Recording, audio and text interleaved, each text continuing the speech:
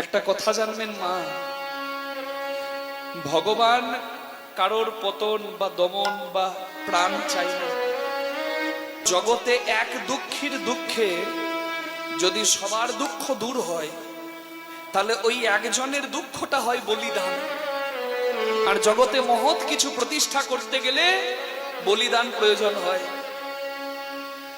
ছটা গুলি এই বুকের মধ্যে খেয়েও ভারত মায়ের পতাকাটা মাটিতে পড়তে দেয় নাই।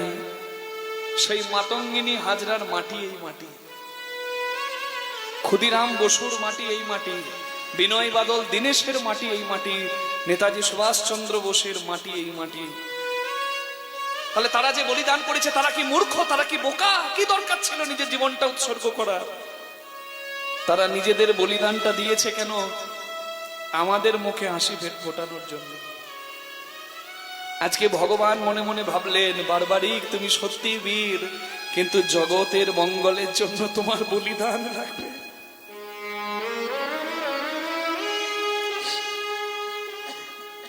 ভগবান বললেন, তিনি তো চতুরের শিরোমণি, ব্রাহ্মণ রূপে এসে দাঁড়িয়ে বলছেন, আচ্ছা বালক, তুমি সত্যি বীর, এটা আমি বুঝতে পেরেছি। বাহ, তুমি তো সত্যি বীর। তা তুমি ঠিক করেছো তুমি কার হয়ে যুদ্ধ করবে? কৌরবদের না পাণ্ডবদের? বলে, আমি দুর্বলের হয়ে যুদ্ধ করব। আচ্ছা, কৌরবদের 11 অক্ষহীনী সেনা, পাণ্ডবদের 7 অক্ষহীনী সেনা, তাহলে তুমি নিশ্চয়ই পাণ্ডবদের পক্ষ নেবে, পাণ্ডবরা তো দুর্বল। বলে হ্যাঁ। আচ্ছা, পাণ্ডবদের হয়ে যুদ্ধ করছো, যদি কৌরবরা দুর্বল হয়, বলে কৌরবদের পক্ষ নেব।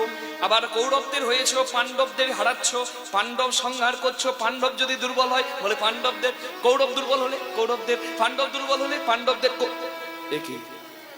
এইভাবে যদি যুদ্ধ করো, তুমি ছাড়া আর তো কুরুক্ষেত্রের মাঠে কেউ থাকবে না, তুমি তো সবাইকে মেরে ফেলবে।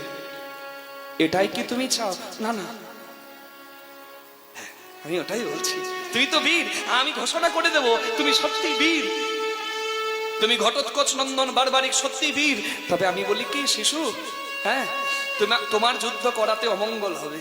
হ্যাঁ, তুমি বরং তোমার মায়ের কোলে ফিরে যাও, বাড়িতে ফিরে যাও। ব্রাহ্মণদের আমি মায়ের চরণে প্রণাম করে জানিয়ে এসেছি যে তোমার ছেলে যে কাপুরুষ নয়, বীর, এটা জগতে প্রমাণ রাখবো। মা, তুমি আশীর্বাদ করো। আমি ভীরুর মতো, কাপুরুষের মতো বাড়ি ফিরে যেতে পারবো না। প্রয়োজনে কুরুক্ষেত্রের মাঠে আমার আত্ম বলিদান করব, আমার প্রাণ বিসর্জন করব। ভগবান দেখলেন আর কিচ্ছু করার নেই।